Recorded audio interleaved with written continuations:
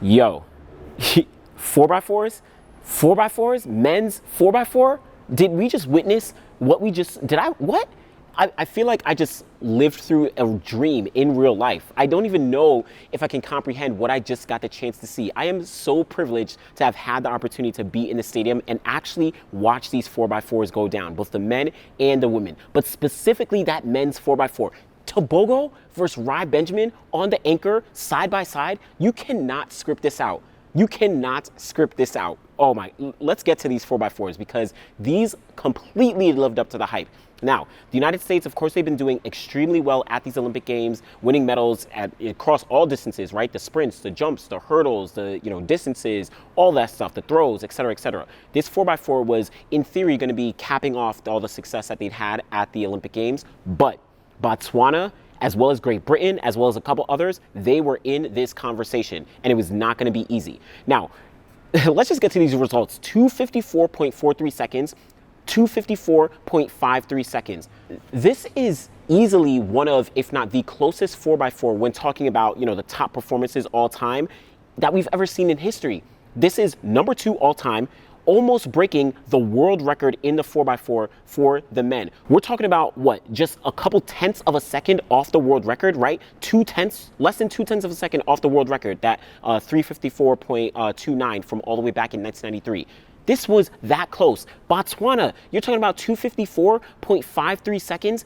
Listen, how was it set up? Well, the United States, they had a very strong squad. Christopher Bailey, Vernon Norwood, Bryce Deadman, Rai Benjamin. So Quincy Hall, so after the 400, he actually said that he got a strain in his leg, actually in the middle of the race. I'll actually put the audio here. But essentially he said that, he wasn't going to be sure if he'd be able to run the 4x4 the next coming days. Yeah, okay, so I don't didn't really want to talk about it. In the backstretch, I kind of strained my leg. So I was in pain more than anything. So I just kept running through it, and I was like, yo, if I'm going to fall, if I'm going to tear it off, I'm going to fall. But I just kept going, and I finished the race. You gonna be okay for the relay then? We'll see. I've been getting treatment and stuff, so if not, we have a strong enough team that we think we can do the job without me. So, first of all, shout out to Quincy Hall. The fact that he ran that 400 with a strain in his leg, absolutely insane. But so because of that, they weren't going to be able to run Quincy Hall in the final for the 4x4. Now, on the surface, you might think, damn, we're losing the Olympic gold medalist in the 400. This is very reminiscent to 1996. Remember, Michael Johnson, he got injured after running the 200, doing the 4-2 double. He wasn't able to run the 4x4 at the 1996 Olympic Games. Only got those 2 gold medals. So very reminiscent of that here. But Quincy Hall not running. So guess what? We have Vernon Norwood, we have Bryce Deadman, we have Chris Bailey, we have Rai Benjamin. They're going to be able to bring things home. But Botswana was coming. Botswana had a very, very strong team. Bapu Ndori, Buseng, Pesela, as well as Tebogo, they were able to really put things together. And what was interesting is that Tebogo in the prelims, he ran the first leg, but in the final, he was running that last leg. And I think Rai Benjamin was saying that he wasn't actually sure. I think he said in the call room that originally Tebogo was supposed to run first, but then they did a little switch up, and he was kind of shocked and surprised. Playing little games in the car room. They sat in different areas, and then when they called everyone up, they switched, and I was like, this is what we're doing. So, but regardless, this 4x4 delivered. First off, on the opening leg, Chris Bailey ran 44.45 seconds.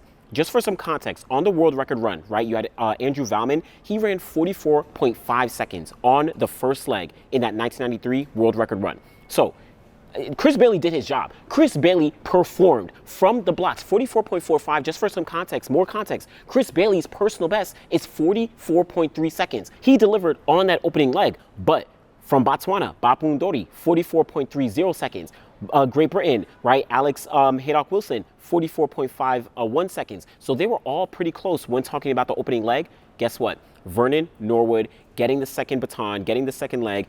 This was another close race. Vernon Norwood split 43.26 seconds. He was a little bit behind on the second leg, right, coming from the start, right? You had Great Britain as well as Botswana. They were able to really get the lead, but then Vernon Norwood was able to carry things through. 43.26 seconds.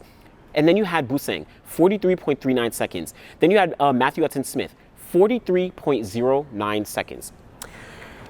I mean, we're only on second leg and we're already splitting 43 seconds across the board. And Matthew Hudson Smith, 43.09, literally one of the fastest splits in history. I'm going to get to, one of them, but you have MJ, who split 42.9 back in 1993. You have Michael Norman, who split 43.06, I think it was 2018 at the NCAA regionals, right?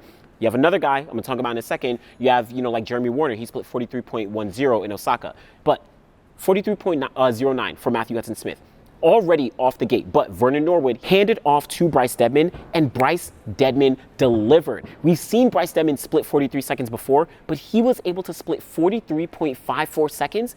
Listen, he is pulling this off. He is pulling this off. But everyone else is also splitting 43 seconds. Pesela, 43.80. But regardless, United States, they got the lead, but just by an edge. They only had the lead by a slight edge over Botswana. On the anchor leg, Rai Benjamin gets the baton.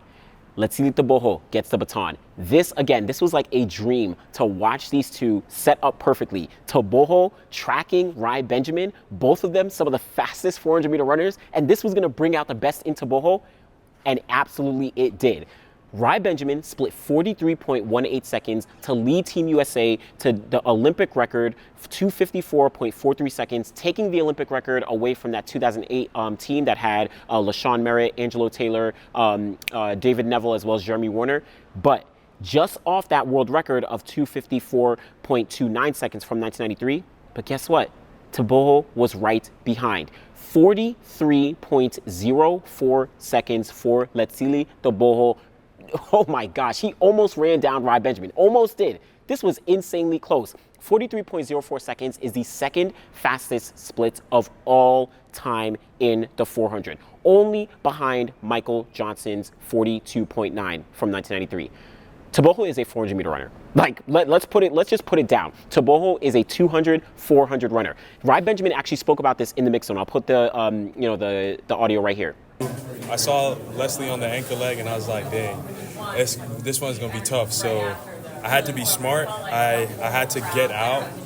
I couldn't get out too hot, and I couldn't get out too slow because the kids run 19.4, and you just don't play around with people like that run 19.4. So I knew I had to draw him out through 200 and just let him sit on me a little bit. Pause.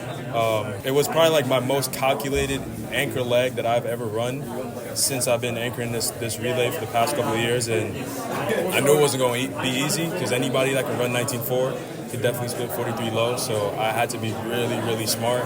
So Rai Benjamin knew he was not going to doubt Tebogo, right? 21.4 in that 200. Rai Benjamin was like, yo, I know with someone with that much speed, I can't go out too fast, but I also can't go out too slow. I have to put the pressure. And Rai Benjamin with his 43.18, it's like I'm almost downplaying that split, but that was absolutely insane. That was insane. But Tebogo, 43.04 seconds. Yes, I asked him, do you want to run that 400? Are you ever going to dip into that 400? Listen to the audio. I believe next year it's something that's going to happen because there is no much events to be done. I believe we'll try maybe the 400 next year, or maybe the one in the 4. We'll see. I don't think we are going to stick. We just want to play around with the events because maybe that's the 400 is where I belong. Who knows? Nobody knows. So listen, we might see Tebogo in this 400 next year. I am so excited. Listen, Tebogo, you are a generational talent. Man, this was amazing. I can't even fathom how insanely fast this 4x4 was. Not even done with Great Britain. Great Britain got the bronze medal running 42:55.83 seconds, and their anchor leg, Charles Dobson, 43.33 seconds. So I can't even count how many 43-second legs we just had on this relay. Like, it's almost, I remember at NCAAs early in the season, we were talking about Ahmad Robinson, right, from Texas A&M, splitting 43.1. Absolutely amazing. And some people were like, no, he should be on the relay. No, he should. Listen. Look at what we just saw, right? Look at what we just saw. We have guys. People want to play with Bryce Deadman, 43.5 seconds. People want to play with Chris Bailey from the blocks, 44.45. Like I said, in that world record run in 1993, Chris Bailey ran faster than Andrew Valman did. No one disappointed.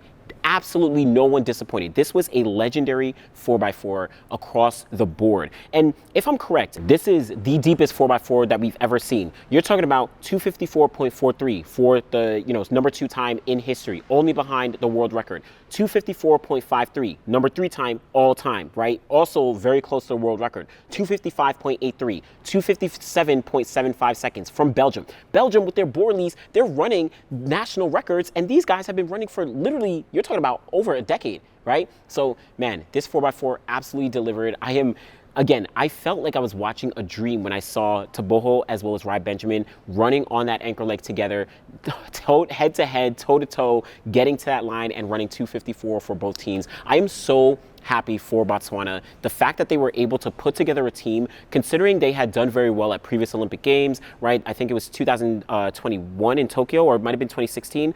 Someone can fact check me. I'll put it up on the screen here. But they were able to get a medal at the Olympic Games. But to have such young talent between, Pesela, Ndori, right? Tebogo, as well as Buseng. Apologies about the pronunciation, but just having them all together and being able to really deliver, and especially someone like Tebogo, who had run the 100, who had run the 200, and now had to triple back for the 4x4, amazing performances. And I really want to give a shout out to someone like Matthew Hudson-Smith.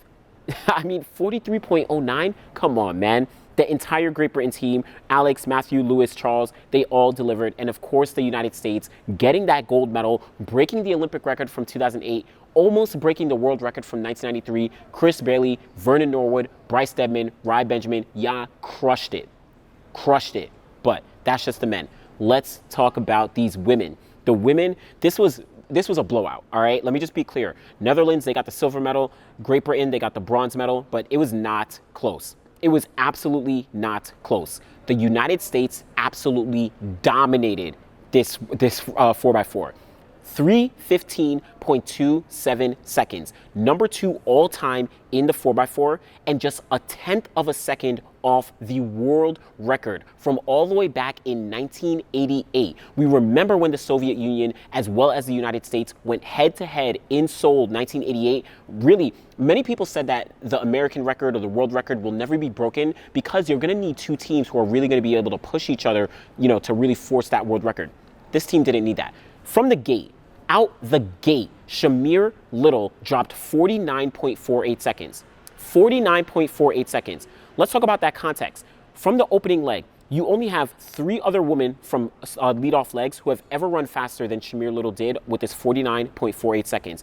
Tatiana Kasumbova from the Czech Republic in Helsinki 1983, she was able to run 48.93 seconds. Crazy. Gwen Torrance, 1993, she was able to run 49.03 seconds. Sonia Richards-Ross, this is probably the one that, at least that I remember most. Daegu, 2011, she ran leadoff leg, 49.3 seconds. Shamir Little, 2024, Paris Olympic Games, 49.48 seconds. Shamir Little just ran the 4th fastest leadoff leg split in history.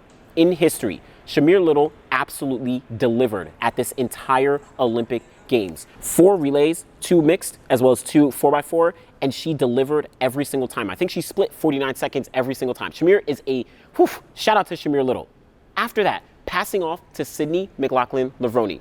47.71 seconds. This is the 3rd fastest 4x4 split in the history of the event. The only ones faster were, I think it was Yarmila Kochachvalova. She split 47.60 seconds. And then you have Marita Koch, who split 47.7 seconds. And so now you have Sydney McLaughlin-Levrone, number 3 all time, 47.71. It's crazy because Femke Bol on the mixed relay, she split 47.9 if I'm correct, right? But we saw Sydney kind of surpass that. Sydney also, back in 2022 in Eugene, she also split 40. Listen, Sydney is a generational talent. If we didn't already know it, crazy. Gabby Thomas. Gabby Thomas was put on the relay here. She now has the 200, the 4x1, as well as a 4x4, 3 gold medals. It's kind of crazy. Very reminiscent of that Allison Felix. But she was able to split 49.30 seconds. Now, let me address this. A lot of y'all are saying that, oh, Gabby cost us the world record. Gabby did this. If she would have run fast. Listen, Gabby Thomas ran 49.30 seconds. She got us to an American record. She got to the 2nd fastest, 4x4 of all time. Why are y'all making this into a negative? It's crazy. It's crazy. Gabby Thomas did absolutely amazing. And then Alexis Holmes brings it home no pun intended, by herself, 48.78 seconds, running by herself. That is not easy. She just ran a personal best of 49.7 in the open 400, which didn't get her on the podium because that was the fastest 400 in history, but she was also able to double back and be able to run the anchor leg on this 4x4. Listen, they put a lot of trust in Alexis Holmes, and she absolutely delivered. Everyone is probably going to say, and I think it was asked in the mix zone, oh, why didn't, Cindy McLaughlin-Levrone anchor it, like she had done? Listen, Alexis Holmes knows what to do. She is prepared. She has that talent, and she absolutely delivered. All these women put it together to break the American record, to move themselves to #2 all time, to get to a performance that many people thought was absolutely impossible. They delivered. Huge shout outs to the United States for bringing, gold in this 4x4. Listen, again, I really feel, like I said at the top, that I was watching a dream. I'm so privileged and thankful to have had the opportunity to actually sit in the stadium and watch these performances go down. Specifically when the men's 4x4 was going off, I was standing there watching Tebogo get the baton from right behind Rai Benjamin. I was like, yo, this is about to be legendary. And as they're going down the home straight, I'm looking, of course, at both of them, running down, and I'm looking at the clock, and I'm thinking, yo, they're about to run 2:53.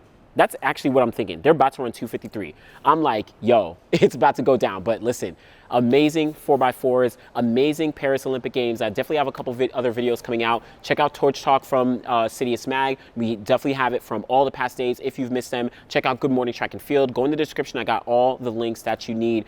Always appreciate y'all. Let me know what you think about these 4x4s. Thanks for watching.